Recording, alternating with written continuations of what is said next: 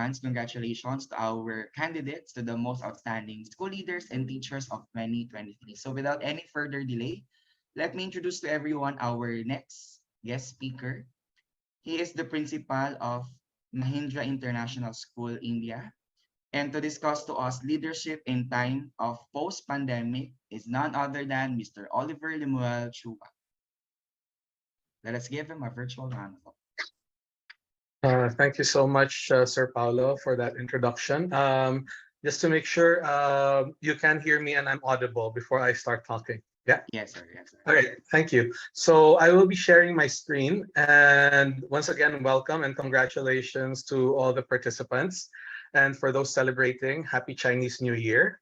And I know this is a very interesting time to be starting learning because you are in an intersection where new things are being brought to your attention amidst the new year, new practices with students coming into campus. So there's a lot of amazing things that are taking place in your respective school settings, I assume.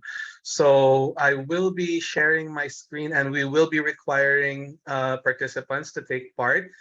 We want this presentation to be as interactive as possible. So I will be using Pear Deck for our presentation. So you can use your phones or you can use your laptop. And the first thing that you can do is, if you please log in to this URL, joinpd.com. And then you will be asked for a code. And the code that you will put in will be ORZXMC as displayed in your screen. And I'm going to put the link into the chat box as well.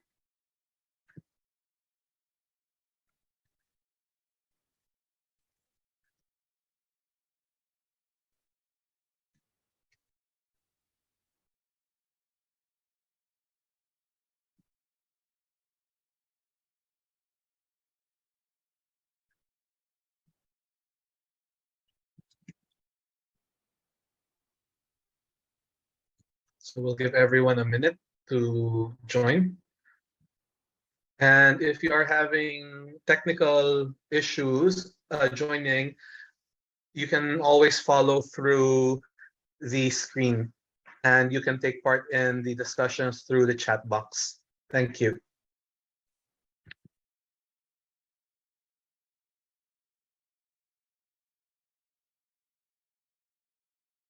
All right.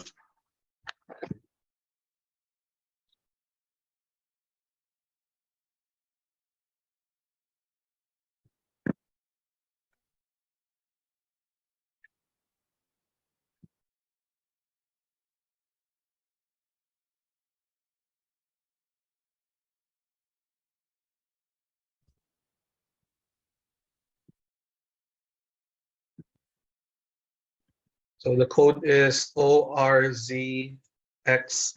I'm retyping it in the chat box. Okay, let's begin.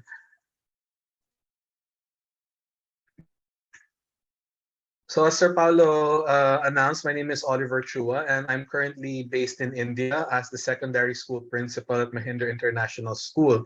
And I would like to start off with this presentation by putting these essential agreements into perspective.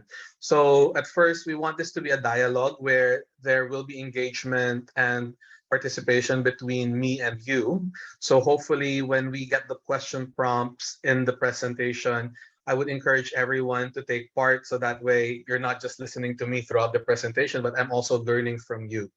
And the third thing there would be, we are here to exchange best practice.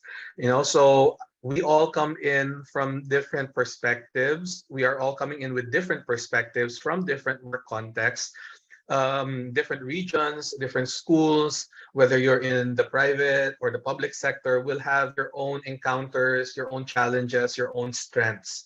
So we're here to learn from each other based on what we can share through these different interactions. And of course, as part of that essential agreement, we're here to respect each other's viewpoints. And we also believe that regardless of how different our viewpoints are from one another, we're there to respect that viewpoint. So just to check in, can you please answer this question to give us an idea if you are in the private or public sector? So I believe we have a broad range of participants coming into this session. And as I said, if you're not able to put in the chat, you can also put in your response in the chat box on Zoom. Okay. So we do have a mix of participants coming from both the public and private sector. So welcome everyone, and we hope to learn from you in our interactions this afternoon.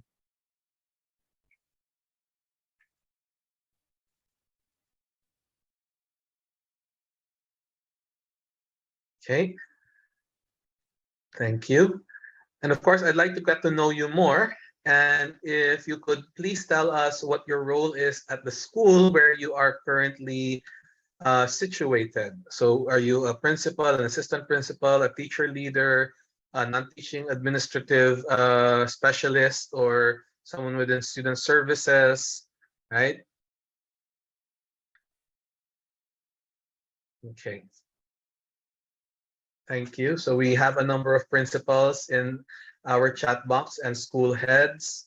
Thank you and welcome. We've got a good number of master teachers and teachers who are aspiring teacher leaders. That's a very good sign. You know, the schools are very fortunate to have teachers who are also aspiring to be leaders.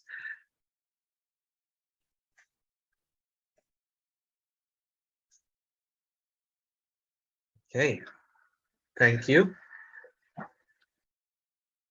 And our next question is, so I can get to know your context a little bit more. Whether it's hybrid or full face-to-face learning, how would you assess your school's readiness for these things?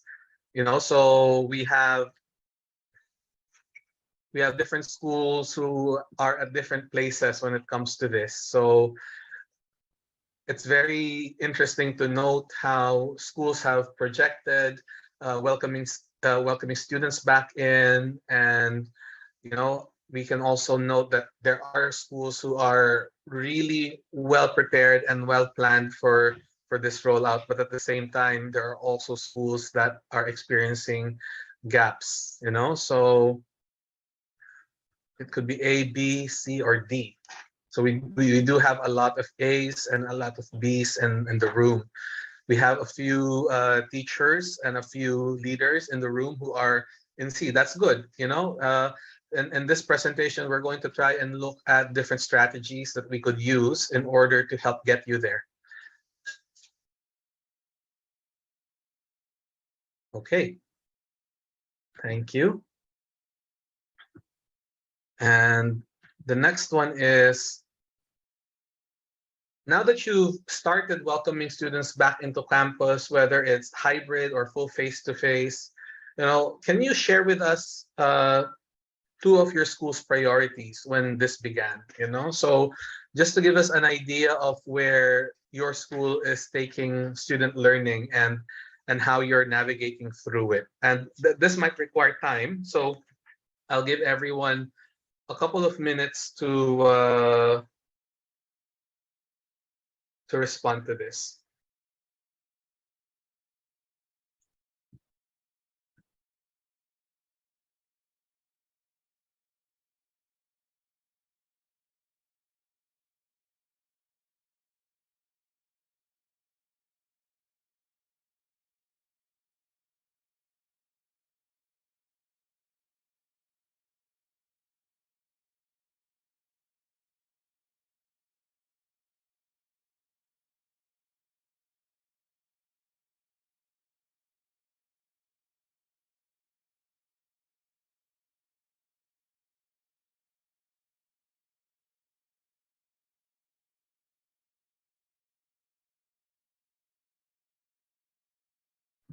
Thank you for your answers. So in the chat box, there are already responses. Someone has said, you know, school safety, facilities, school and home learning environment, safety in the school and being ready for face-to-face, looking into academics and values, Again, there's more on safety, learning gaps, and health protocols, right? And then let's look at the responses in here. So looking into classroom materials, readiness into getting the school when it comes to conducive school environment or classroom environment, looking at literacy, looking at the curriculum, students' psychosocial well-being, and teachers' readiness for in-person classes. Thank you. So what we can see from the different responses in this in this chat or in this particular question, different schools have different needs and different requirements. You know, it depends where schools are at this time, and it depends on what their needs are at this time. And you know, from the range of answers and the variety of answers that we are receiving from different school leaders, we can really determine that, you know, schools are unique, you know, in their own respect. Okay, so just a little bit more about me, and I'm currently, as I've mentioned, I'm currently in India, where I'm serving as a secondary school principal. I have been overseas for quite some time. I've been in international education since 2011, and and over those years, I've been into different curriculum and leadership positions within the school context. I did start my professional journey in the Philippines, where I had 5 years into different international and private school settings back at home. So one of the things that I also want to look here is I would stress here is I really enjoy working with a diverse group of individuals and different groups of teachers, whether it's teachers or students. Diversity and inclusion are one of the things that I'm really passionate about, and we'll talk more about that later.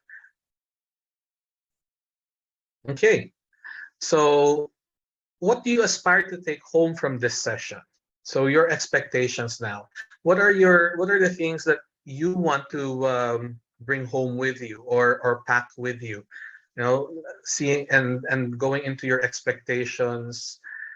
So I'll give you a minute to do this.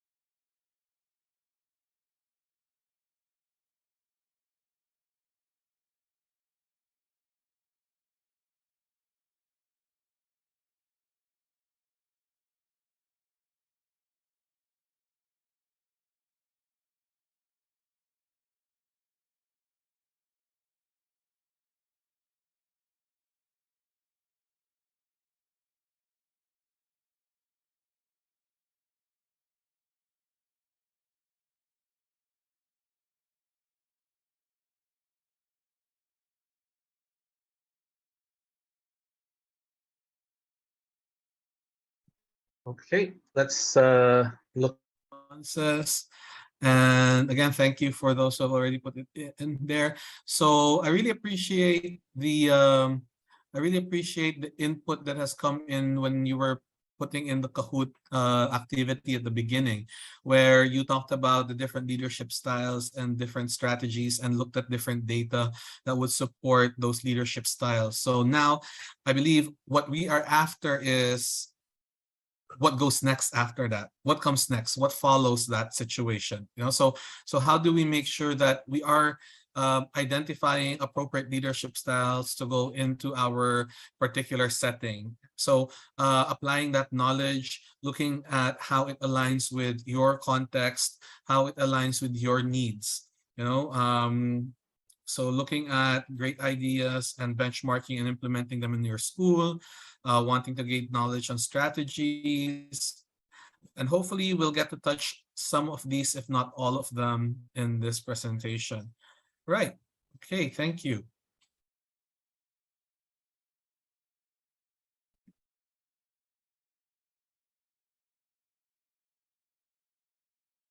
Right.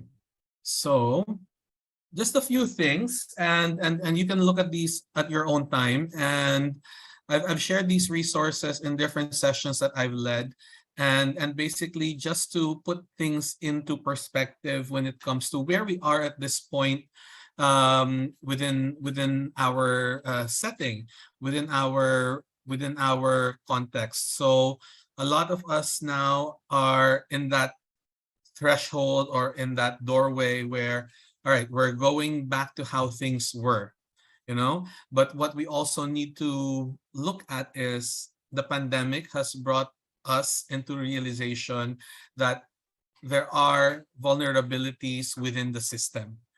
So regardless of how efficient we have been before 2020 in letting our schools function, and leading our schools and managing our schools, and the processes and systems that we have put in place, the pandemic has tested those things. So the pandemic has told us that, yeah, your system's not perfect. There are flaws in the system. So these are just some interesting reads that you could go over at your time. But the next thing there that I would like to see is, just name one challenge that you are facing as educators in your school context. Looking at the now, you've mentioned a few things that your school, in the beginning of the presentation, you've mentioned that these are the two priorities of your school, right? But now, yes, you've got priorities, but what are the challenges you are facing to get those priorities done? So maybe if you could share one aspect of that or one area of that, then we could look and discuss further. So I'll give you another minute to think about this.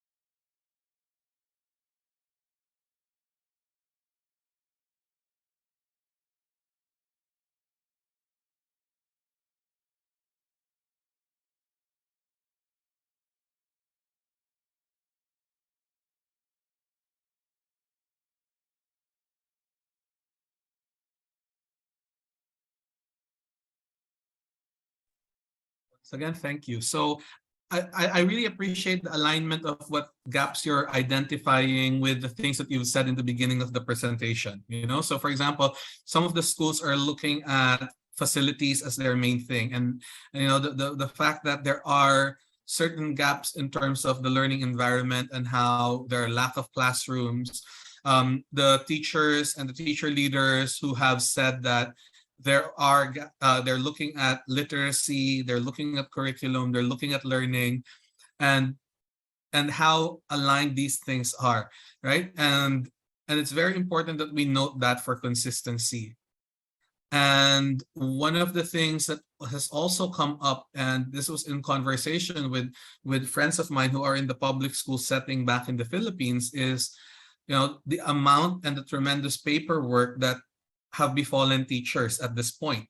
So I saw someone here write something about paperwork that's supposed to be done by admin are now being put on teachers as well. So yung trabaho ng registrar, ginagawa na rin ng teacher. Yung trabaho ng school nurse, ginagawa na rin ng teacher. So there are certain aspects like that which could also become a gap towards productivity and proficiency of learning, right? So let's look at this further. Lack of school facilities. This is very important. Someone has mentioned here, students have changed the way they look at teachers, and and school leaders, right? And when I was in Qatar, we started off the school. We started welcoming students in campus as early as August 2020, right? So I think compared to India and compared to the Philippines, we have started opening our doors in Qatar way earlier than some countries. And one of the things that was brought up there was the apathy that grew between teachers and students, because for the entire time that students were in, we were more about being police people and asking teachers and asking students to abide by COVID regulations and health protocols set by the ministry, and it became police work rather than teaching and learning work. So there are some of those components that we had to deal with when we were welcoming students back into campus. Classroom management and behavior management, yes, absolutely, that happens. And of course, the other part there is, learner behavior again. We need to look at that later. There's a document that I'll share with you in a moment. Okay, thank you for your input. And again, I know the beginning part of this conversation, of this presentation, is a lot of questions and a lot of input coming from you. And the whole reason why I have to ask all these questions is to put things in the right context. So that way I'm not opening my mouth and saying something that's totally irrelevant to your context. And we will unpack this further in a bit. And as I said, there are many things that the pandemic has opened up to us.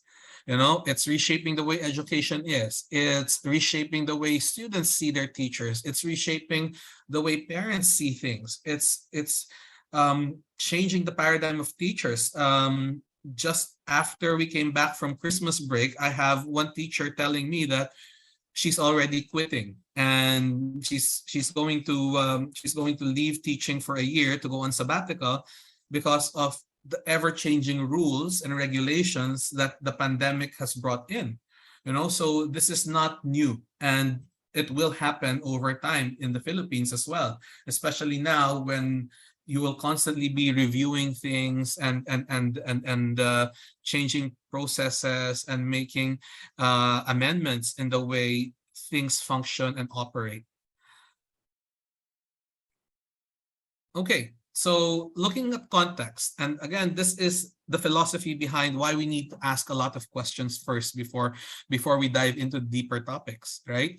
So all of us come in from different cultural backgrounds, different communities, different settings, and each setting will bring and present its own unique and distinct problems. Schools back home in the Philippines are not any different. Schools in the Philippines are very much in the same pool. Schools in India, schools in Africa, schools in the United States, they are at different phases of operation because of the pandemic, and it's impacting learning and teachers at the same time in different rates.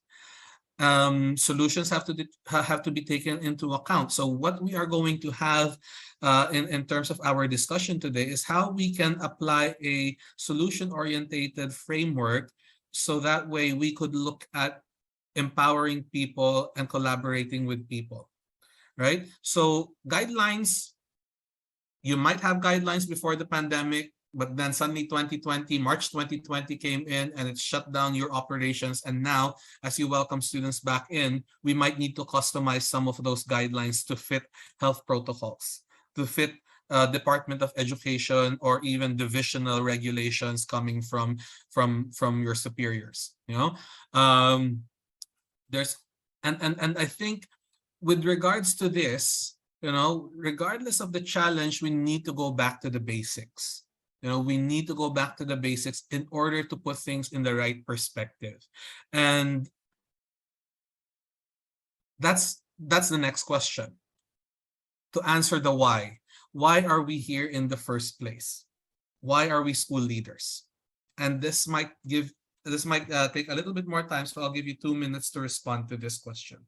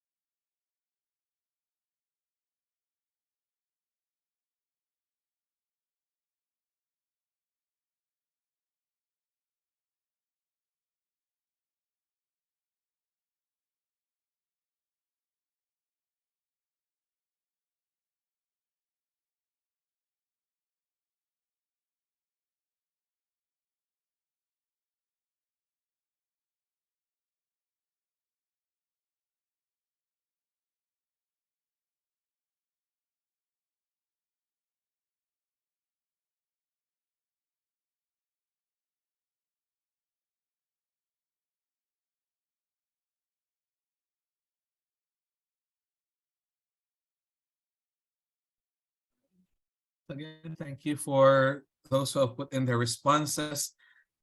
And again, a lot of these things are about putting things in the right order, making sure everything is organized, looking at operations, looking at managing and directing.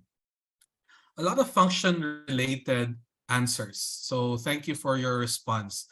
And another thing that we need to look at is, yes, we are there to make changes to improve and enhance processes and the institution per se.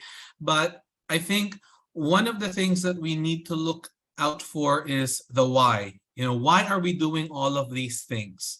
At the end of the day, when you make things better for the school, why are we making it better for the school? If we are making these things happen for the school, why are we doing that? If we want to improve these things, when we are identifying the gaps to make things better, facilitating those difficult discussions that need to take place. So I go back to that question, why are we doing all of these things? Why are we so focused into making things better? Why are we so focused into making things happen in this respect, right? And this is the answer, right? This is the answer. And we look at student learning as the center of everything that we do. And I'm going to give you 2 minutes to read this table and differentiate between high impact and high functioning. Those are two different terminologies. A lot of the responses that I've read in the chat room or in the Prayer Deck app are all connected to high functioning. But how many of us are actually digging deeper into that high functioning approach and seeing how all those functions, all those operational processes are impacting student learning? I think this is the key. So I'll give you a minute to just go over these pointers. I won't read all of them, and then we'll have a quick discussion about this.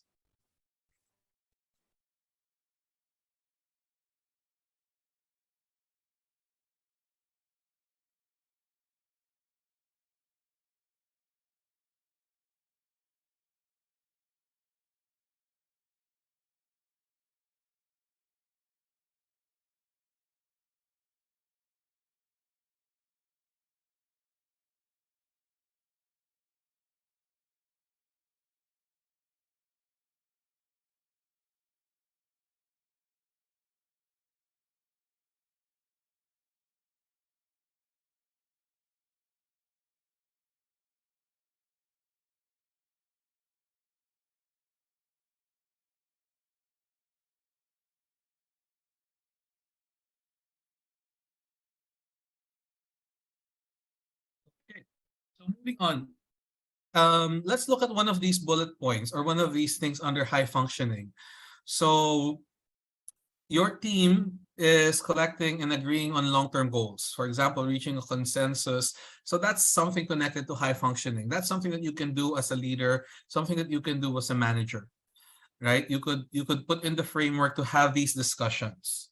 But then again, yes, we've collected, we've agreed on, and we've projected long-term goals together.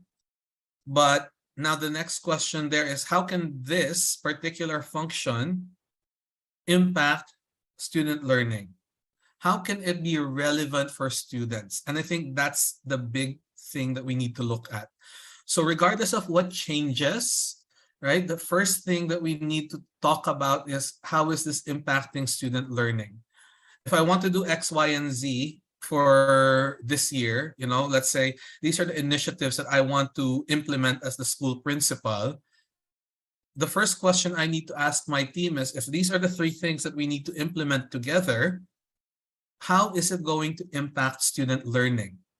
How is it going to ensure that my kids, my students, the pupils within the secondary school or within your respective context, how are they going to benefit from all of this?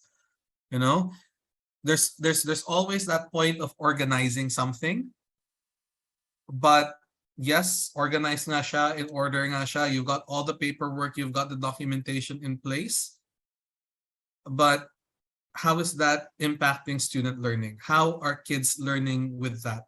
When you're being asked, or if you are the principal or you are the division leader, or even if you are someone higher up within the organization, and suddenly you say, this is a really good piece of documentation. I'll have all 300 teachers in my school do this document because it's cool, it's organized, it's putting things in perspective.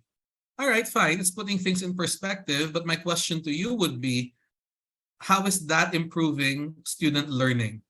Siguro sa pananaw mo maganda siya. Maybe from your perspective, maganda siya. Pero at the end of the day, how is that good and relevant for students? Because now I have a lot of teachers telling me, coming into India, they want to do things. Oh, it's a new principal. Maybe we could do this and we could propose this, But at the end of the day, the question is, all right, you want an extra teacher, but why am I going to give you an extra teacher if there are only 10 students in your grade 12 class? How is that going to improve learning if I add another staffing into your profile, into your department's profile? So there are different things within the discussion that needs to take place. If suddenly one coordinator tells me, oh, we need to do this documentation for aligning, for vertical articulation, all right, fine, let's do that. But what are the other things that teachers are doing that meets the same objective? Otherwise, we're taking away valuable time from teachers that teachers could use to plan for differentiation, to plan for inclusion, to plan for resources in their classroom. So there, again, you need to think about these things. It's not just the perspective of getting things done and in order and effective. Actually, I wouldn't use the word effective, because if it's effective, it should be impactful. But you want to organize things, but they're pointless to student learning. I think that's the bottom line. We need to make sure that everything that we're doing is for the sake of student learning. Whether we're a master teacher, whether we're a department head or a subject coordinator, there's always something that we need to ask, and that is, how is this going to impact my students? Right? So again, this is just a little bit carrying over from the previous slide. And the thing here that I want to talk more about would be this, right? So if we put all those things together, evaluating where you are at this point, right? Are you in the first, second, third, or fourth quadrant of this graph or of this diagram? So if you are in the first quadrant, then you are a high functioning, high impact school. If you are in the second quadrant, you are a high functioning, low impact school. Third quadrant, low functioning, low impact. 4 is low functioning, high impact. So I'll give you a minute to reflect where you are. So if you are a department head or a master teacher in that respect, how would you assess your current situation? Which of these 4 would you fall under, or your department or your team fall under? Right? So I'll give you a minute to reflect on this, and then you could just put your answer in the chat box.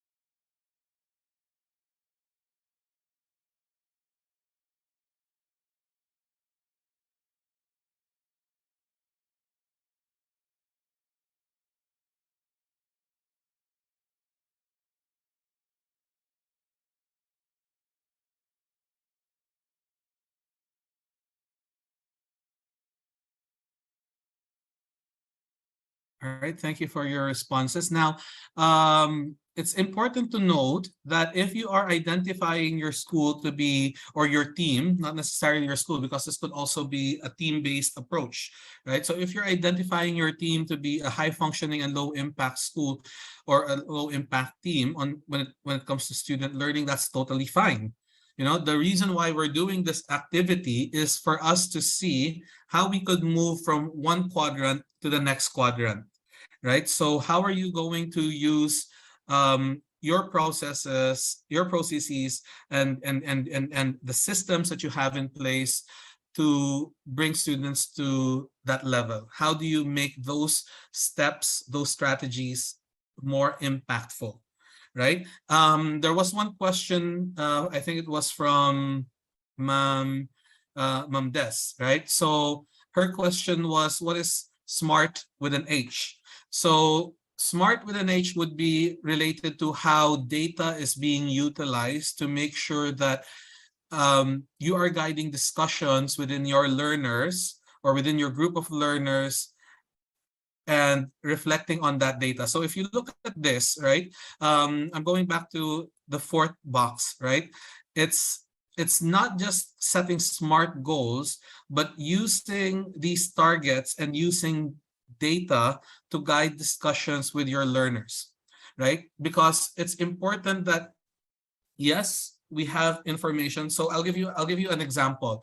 In our school setting, we have what we call an academic monitoring process. So every time report cards go out, we take note of two things. We look at the students who are high achievers, the students who are on learning support, and we look at the students who are not at par with that level, those who are not passing or those who are close to failing the course, right? So we take note of that. And every grading period, every grading session, we take note of the grades and then we monitor them.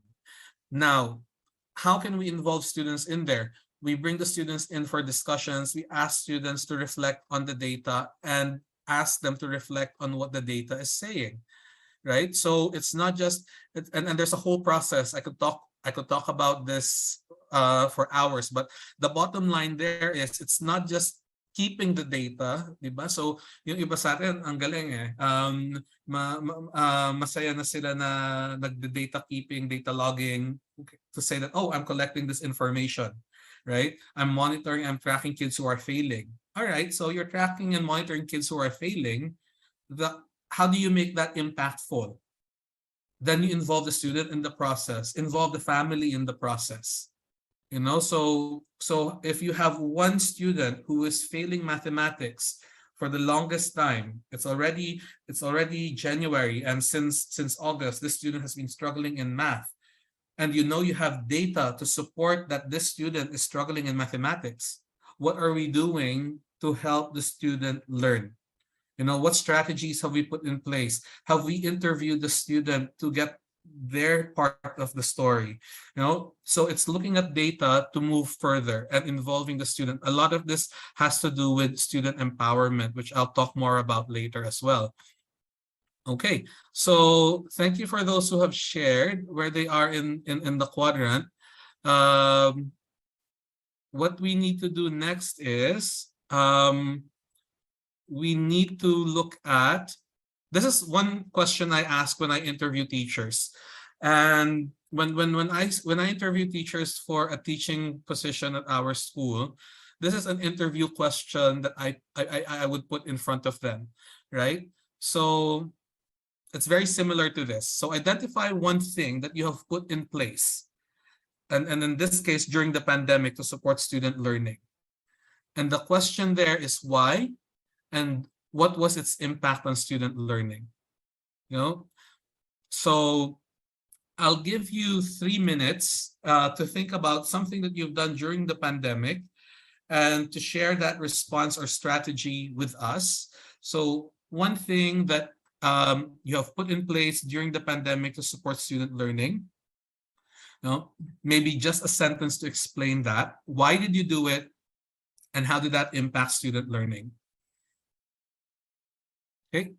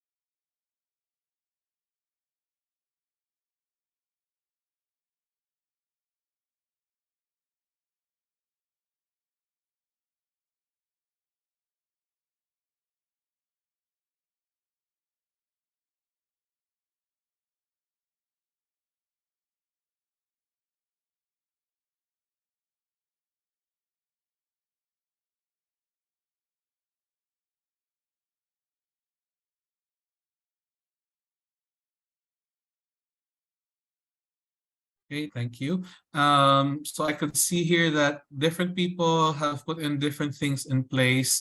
One of the things that stood out to me was we had teachers doing home visits during online learning. We had teachers who had to deliver modules straight home.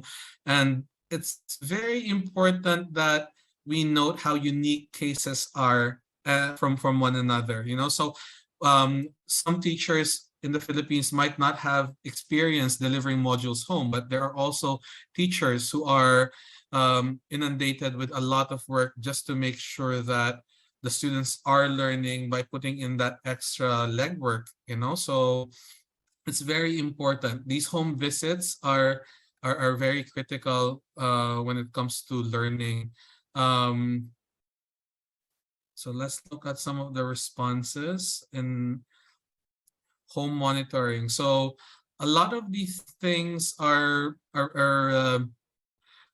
very practical and at the same time relevant for the times, right? So for example, you had to do it because you could identify that there were already gaps in the system. You knew that students were not getting access to their learning materials through the internet because they don't have the resources to get there. So you had to do it from your own accord.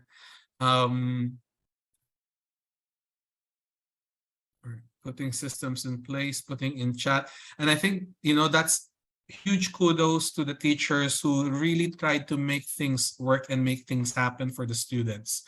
And it's also very heartwarming that, you know, even with regards to the limited and finite sources that teachers have, you know, it's very commendable among Filipino teachers that I've spoken to. They really go through these different means. Some of them are as simple as visiting home, providing the materials, but again, these are things that will impact student learning in different ways, if not in the academic level, in the social dimensional level, or even in the social emotional level. So there's a lot of things here that are relevant. All right, thank you. And I believe, right, so we will probably stop for, can we make it a 10-minute break? So the time is 5:01. So that way you could stretch, get something to drink, have coffee, or you know, just stand up for a bit to relax. So let's have a 10-minute break because I still have a lot to cover after this. But yeah, let's convene at 5:15. All right, let's convene at 5:15 because it's already 5:02. And just to give everyone some time to unwind.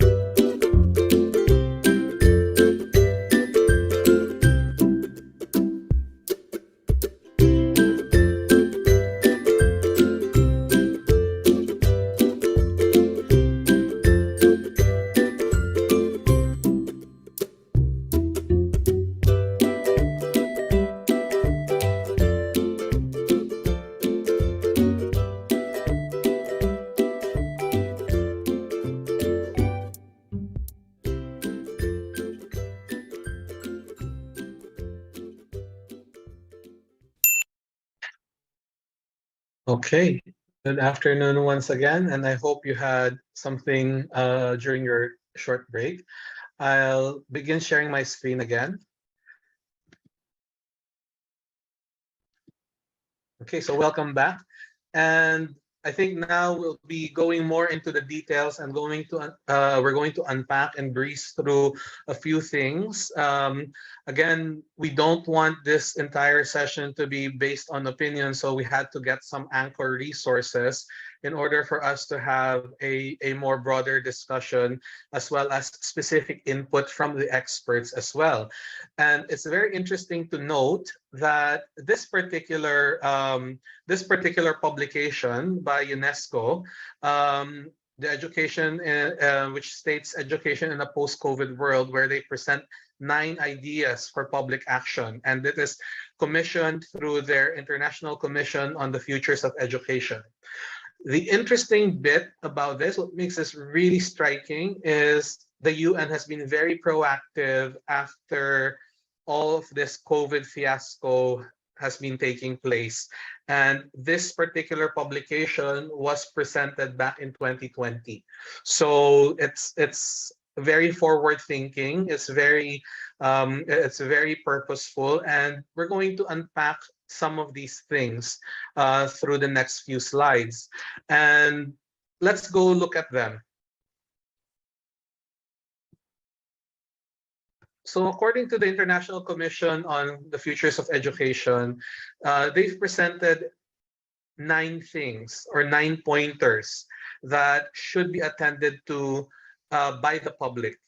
So it's the responsibility of not just people who are leading, but of everyone, right? So these 9 things span from education, seeing education as the forerunner and advocate for common good, looking at the rights to education, looking at professional and teacher collaboration, looking at student and teacher advocacy, looking at the importance of social spaces, looking at open and free source technologies for both learners and teachers, looking at scientific literacy and making sure that that is part of the curriculum, looking at domestic and international funding for public education, and being on the same note or being in solidarity, being together with everyone in terms of ending inequality in terms of education. So these are 9 different pointers that are very well laid down in the document, and I have shared the link in this presentation so you could access the whole document later. But to summarize, these are the 9 points that they have shared with us. Now, just looking at the next slide, so which of these 9 points resonate to you the most? Now, so I've put in a Pear Deck slide there. So just looking at these 9 things, which one struck you the most? Which one appealed to you the most? Is it just put the number, indicate the number, whether it's 1, 2, 3, or 9, and just put it on the chat box or put it in the responses on Pear Deck.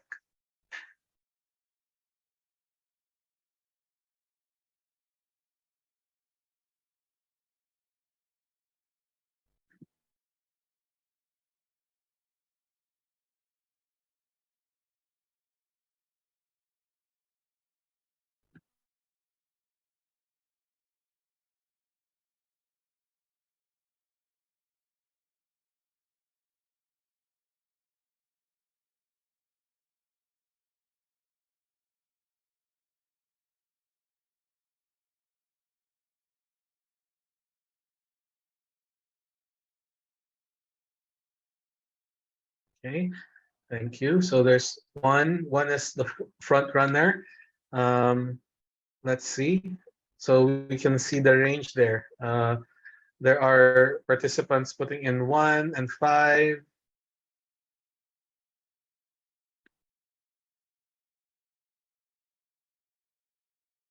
Okay.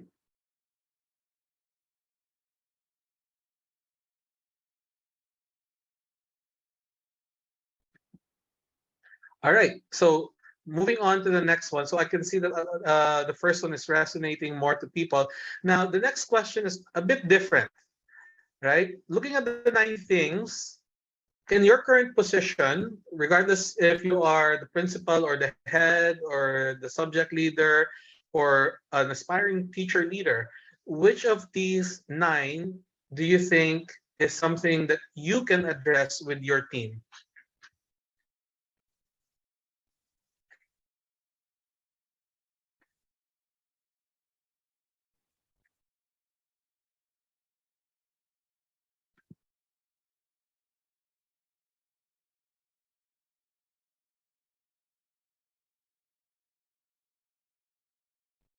Okay, there's one, there's three, there's six.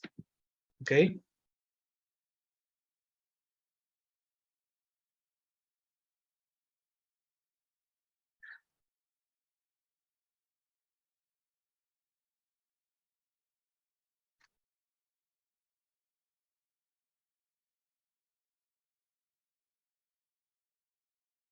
And what's interesting is we won't be able to address all of this as a school leader, because some of this is something that needs to be initiated by people who are way above our pay grade. But there are some of these which we could potentially do. So for example, if you are the head of science, or you're the department head or the science coordinator in your school, how can you ensure that scientific literacy is incorporated or integrated across the curriculum? Maybe if you are more of the tech person, you might find six as appealing. So we've got 3, 4, and 7, right? Okay, thank you. So there's 1 and 3 resonating in there, and then there's a few 1 to 9 from the group. All right. Okay. Moving on. So if I should give you an example from what we've done in our school, I would pick these three, right? So again, different contexts would have different approaches on how they want to deal with this. And just to give you an idea, coming back into school face-to-face has its own challenges. And when I was making a similar sharing to a group of individuals back in the Philippines, one of the biggest challenges we had was, how do we get teachers back on board, after being into online learning or hybrid learning? How do we bring them on board in terms of collaboration? So we had to look for ways, we had to work with department heads. We wanted to make sure that department heads are able to lead their teams effectively. We need to make sure that we have that time incorporated within their timetable within the day. So it's not looking for time, but it's making sure that, all right, they know that every Tuesday from 9 to 10, they will be meeting as a department and collaborating together. So it's providing the avenue for them. And again, as school leaders, you have some degree of charge over these things. These are things that you could put in place without having to step on other people's toes. And it's something that you could initiate, especially if you are someone within the higher ranks of the school hierarchy. So incorporating these changes would be very simplistic. Student, youth, and teacher participation rights. I want to use the word agency or advocacy. How do we empower teachers and students to make sure that they have a voice in the process? So what we've done was, during the whole pandemic, students, we didn't have co-curricular activities running during the 2 years of the pandemic, because in India, students were online for 2 years. So when this academic year started, we had students coming in full face-to-face on campus. So how do we make sure that we are building on that social, emotional dimension that allows students and teachers to participate effectively? Simple thing is putting back co-curricular activities. And the way that we've done co-curricular activities in our school is, yes, we have teachers who are leading and supervising these co-curricular activities, but 90% of our co-curricular activities are student run. So that means students will have to put in their proposals on what they need to run or what they want to run. So for example, we have a group of students who are interested in innovation. So they put something together and then they create the program for that particular co-curricular activity. We have a group of students who are interested in Model United Nations. So they set up their own team and work and set up the guidelines for those things. And then we have a teacher supervising them to support them. We have students who are interested in sports like badminton or basketball, then same thing. They lead their own teams. So it's giving them that agency to run what they find interesting and purposeful. It's giving back the voice to them. Another thing that we did was putting back assemblies. So what has happened during the 2 years is we weren't able to meet as a school because of assemblies being cut, and we were not able to have people in the same room or in the same space for an extended period of time because of COVID protocols. So what we did in the first 2 months of school is, all right, let's put the assemblies back again. So assemblies were put back.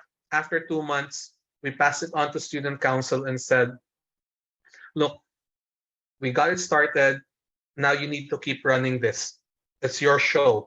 So since October until the present, it's student council leading our morning assemblies. It's student council organizing the morning assemblies. They are the ones who put together what should go in on that Wednesday morning. So they coordinate it with teachers, they coordinate it with other student leaders. So for example, last week we had someone come in who had to talk about cancer awareness. And then a few weeks before that, we had the students talking about LGBTQ plus rights. So there are different things happening, but it's all again student run and student agency. The same thing goes for teachers. How can we make sure that teachers have a voice in the process? How do we make sure that teachers feel that they are being listened to? So it has to be a participatory agreement, because whether we like it or not, we are rebuilding communities as we come back into this whole new way of doing things. And of course, social spaces provided by schools. Are we providing spaces for students to interact? For example, if you can find an opportunity to create a space for students to learn outside the classroom, and you don't need to put in a lot of financial resources to it, by all means, give them that chance to have that social space for them. For example, we have our grade 11 and 12 students. They want to have their own space, and they identify the space in the school that they could turn into their student lounge. So they put in the proposal, they put in the artwork, and they put in what they need in terms of utilizing that space for them. Because again, it's all part of that community building after the pandemic. So these are just some examples that we've done. And of course, it's all about rewiring. 2 years is not a joke. 2 years is about people sitting in front of their screens, parents answering their children's modules. It's not just rewiring teachers' minds, but it's also rewiring how students and families think. That, now it's back to face-to-face learning.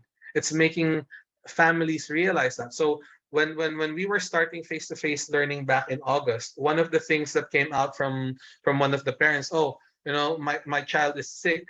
Can they join the class online on Teams, on Microsoft Teams? The question, the answer there was, well, no, not really, because now we're back to face-to-face learning and we're 100% face-to-face. If it was hybrid story. So now what we've done was we needed to put in a firm call that we are no longer opening Microsoft Teams calls for those students, regardless of what illness they have, because even if they were struck by COVID, yes, they would be excused for their classes, but it would be treated as a regular illness, and there are those hardline discussions that we need to have with families. It's putting them back in the right perspective that we are, as a school, committed to 100% face-to-face learning. And again, of course, that's just an example from my part. but your schools will have different guidelines in place as well. All right. So another thing that I did was converting this principal's office, and again, going back into social dimension and creating a space for teachers and students to have that open discussion. Again, just to give you a little bit of context, I've taken over a secondary school where there were very limited face-to-face interaction. So what we needed to do was we needed to convert this room into a place where teachers and school leaders feel that they could have that open space for interaction. They could have that space for collaboration. They could have, it's as simple as changing the physical dimensions of your operations venue. So it's giving people that chance to engage because of the different opportunities that you are providing within the physical dimension of the workplace, right? So the small things, but could impact the way that communication takes place and sharing of resources takes place and sharing of ideas take place, right? So we've all learned, and you don't need to answer this now. You don't need to answer this now, but we have learned a lot of things from the pandemic. You could list down the things that you have put in place during the pandemic, what practices, what structures you've put together, and then what are our takeaways from the pandemic, that even though we are starting face-to-face learning, we could still carry on with some of those learnings and incorporate them into our operations. So I'll give you an example. Now that we have face-to-face learning, we've said, all parent sessions, when we have parent trainings, parent sessions, they have to come into the school. They need to be in the auditorium. They need to attend these gatherings face-to-face. And it was a school norm, But the pandemic also taught us that, all right, there's still Microsoft Teams. We have that resource. How can we use that to support certain sessions? So for example, we have parents requesting for additional information because one aspect of school operations was unclear for them. So we had to organize a last-minute meeting, which was organized 72 hours before the event. And parents won't have time to travel because some of them are 1 hour away from the school. Some of them have work, and so we needed to take things into perspective and introduce different things like, parent Q&A sessions on Teams, right? So there were those different opportunities. And again, it's because of the available resources that we learned to use during the pandemic. So again, different contexts will call for different measures. And of course, when you go back into your setting, you will be looking at these different things, right? And again, these are all aligned with what you've mentioned earlier, right? You might need to sustain, retain, reestablish, or enhance your communication systems, your collaboration systems, your learning environment. Your day-to-day operations might have to change. Your health protocols will need to be in constant review all the time. So all of these things, and again, these are things that we learned from the pandemic, and these things are things that we could continue to take with us, and we could continuously review them over time because they could be helpful and purposeful in the long run. And again, there's that point where we said we go back to the basics. And before we make any changes, before we introduce new things, again, a lot of our teachers could be so inspired going back to face-to-face teaching that they want to put in a lot of things. Oh, I want to try this. Oh, let's do this. Let's buy this. Let's procure this item. Let's subscribe to this resource. So there will be a lot of things out of this excitement, out of this enthusiasm that will come forward, and they will be presented by different stakeholders, from parents to students to teachers. Regardless of how great or how poor they may seem, the big thing that we need to ask is, how are these things aligned with our school's vision, mission, and objectives? It's always going back to the basics. So I had my meeting with the PTA back in August, and one of them was presenting, why don't we do brain scans for students, you know? And then suddenly we were like, why would we do brain scans for students? How is that going to impact them? And then what if other families don't agree with that notion? You know, so again, it goes back to our objectives. Does this align with our mission objectives on being an inclusive school? Why are we alienating students and identifying them by doing a brain scan test? You know, so there are all those different things that that were floating about and asking us to do X, Y, and Z. This is a very interesting insight that I learned over the summer, and it's by Lorte on the sociological studies impacting schools. And this is so true in both face-to-face setting, and it has been enhanced, reinforced, and worsened by the pandemic. You know, we call this the egg crate school phenomena. So everyone thinks that, you know, they've been compartmentalized into classrooms. In the case of the pandemic, they've been compartmentalized into their work screens. And then it has prevented teachers to collaborate effectively. You know, again, going back to the tenet, how do we become an inclusive leader so that way we could be instrumental in changing and improving the school's life? What measures can we do to take out the teachers from that egg crate model? You know, how do we foster? And again, this is a question because, again, culture depends on each context. You know, I could say one thing, but it might not be effective to another school. But as a school leader, even in your small department, how can you start creating a culture of collaboration among your staff members? One thing I did was I stopped responding to emails when I came in. I mean, I still respond to emails, but when teachers pop in a small question that doesn't need to go in an email, I would automatically go out and reach out to them, go to their classrooms and answer the question. You know, simple things that would foster communication between another human being. You know, not everything has to be done by email. You know, there are times that they have to be. There are times that you can choose not to do them that way. Again, depending on the nature of the subject. But to us, it depends on our own way on how we deal with this. You know?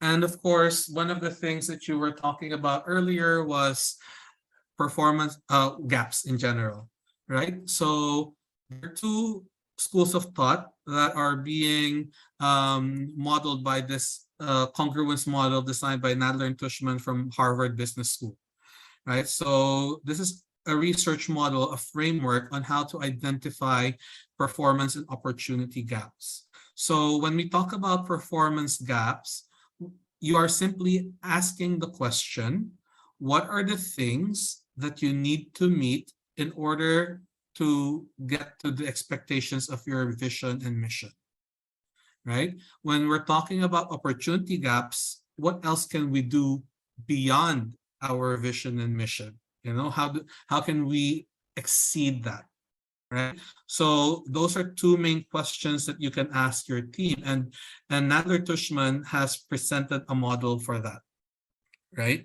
And this becomes more relevant now. So how do we remove the egg crate model? This is one framework that I could recommend, right? So it's again going back to that point that that UNESCO has put in. How do we get teacher voice into the process? How do we get teachers empowered? So looking at input, putting in the right people to the discussion, you know, identifying what work needs to be done, what culture shift needs to happen, who are the people that needs to carry out this work, and what structures do we need to put in place to make them work, and what is the output of that, right? So this is the model in general. And just to give you a little bit more detail on this, right? So looking at that model, you start off with your input. So what are the challenges? What are the concerns that you would raise in your group discussions, right? And then after you've gotten the input, what are the different pieces of work that needs to be done? Who are the people essential to making that work come into reality? Again, regardless whether it's a performance gap or opportunity gap, who are the people that you will need on the table to help you get towards that goal? What structure do you need to put in place? And what culture shift that do you need to adapt in order for you to make this change happen effectively? And of course, what is the result of this? In the case of teachers, what is its impact on student learning? So it's tying up everything that we've been learning from the beginning. We've got an output in mind, but we also have to ask, how is this relevant to students? How will it impact us as a school? How will it impact our learners within the school setting? Right? So that's the model again, and the process. So those four things, work, culture, people, and structure, are the things that you need to build with your people when you get the input from your stakeholders. And your output would be the big picture thinking. So now on to another dimension. So one of the things that people have put into the chat earlier when we were looking at what's your school prioritizing in at the start, as you welcome kids in. Someone has put in mental health. Mental health is more than relevant at this point, where teachers are feeling the drain of things. Students will be in a different spectrum when it comes to mental health, because let's face it, how many of those students have actually been learning effectively during the 2 years that they were not in school? How many of those students were actually being taught by their parents? How many of those students actually had parents answering their modules? How many of those students had the resources and time to learn, given the challenges of the pandemic? So it's affecting students' well-being as well. So you might have a student in grade 4, but that student has the socio-emotional capacity of a second grader, because that's when they left that age group. So on paper, they might be in 5th grade or 6th grade, but they might have the socio-emotional adaptation of someone who's 2 years behind. And that could impact students' mental health. And it all goes back into that inclusive learning. How do we involve students into the picture, right? And these are just some ways that we could promote our own mental health, whether we're teachers, and how we could pass on that mental health awareness to our parents, to our school leaders, to our students, right? There's always that limitation. There's always that thing that we need to do. We need to recognize that, okay, it's time to switch off.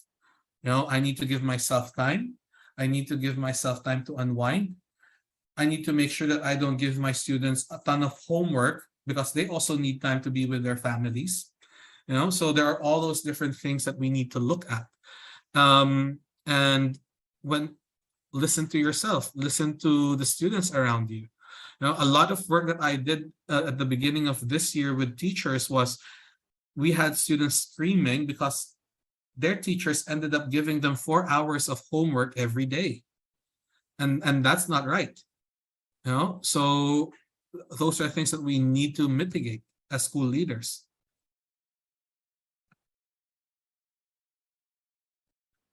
And of course, going back to the social dimension, we need to make sure that relationships are reestablished.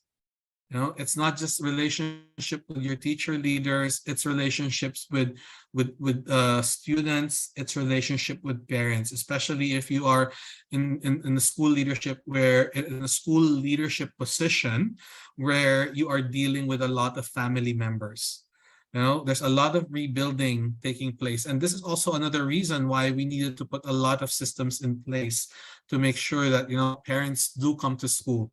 They're not in that paradigm. Oh, it's another parent session, I could join online through Zoom or through Teams. No, there are certain sessions where you need to come in. Like all our PTA sessions are all face to face, because parents need to come to school. They need to see their critical role in community building. So those are just some of the things that we did. And again, it has to do with improving communication and, more importantly, trust. Because 2 years of non-existent face-to-face interaction between different stakeholders, that's one thing that we need to implement if and advocate for in a very strong manner.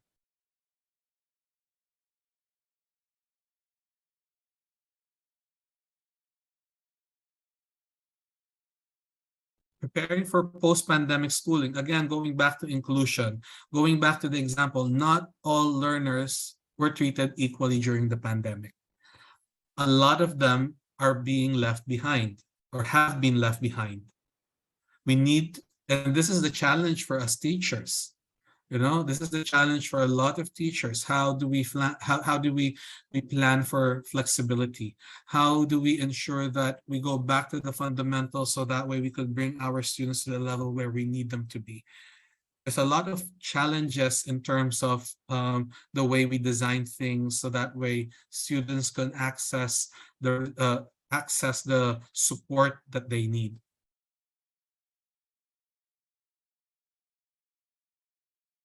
And of course, these are the different things that these are our takeaways from the pandemic. So allowing us to interact with people globally in a more fluid manner, or even in a broader manner, because it allows us to talk to someone who is overseas without having to go there. It's exchanging best practice. It taught us to be strategic in the way we execute things, because we need to navigate through different permutations of scenarios. It taught us how to be humble. It taught us how to combine fundamentals and innovation. And of course, more importantly, it taught a lot of our teachers to be technologically inclined. So these are just some of our takeaways from the pandemic as a result of everything that's happened. All right. So just to check in before we conclude the session, I know you have, and we will have time for Q&A at the end, but maybe just share with us one thing, because I've been talking for the last 30 minutes nonstop.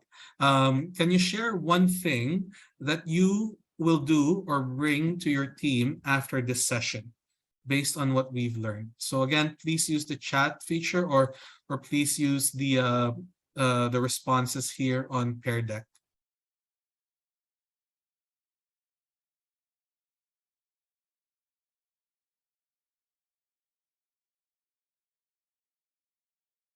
We'll give you 2 minutes.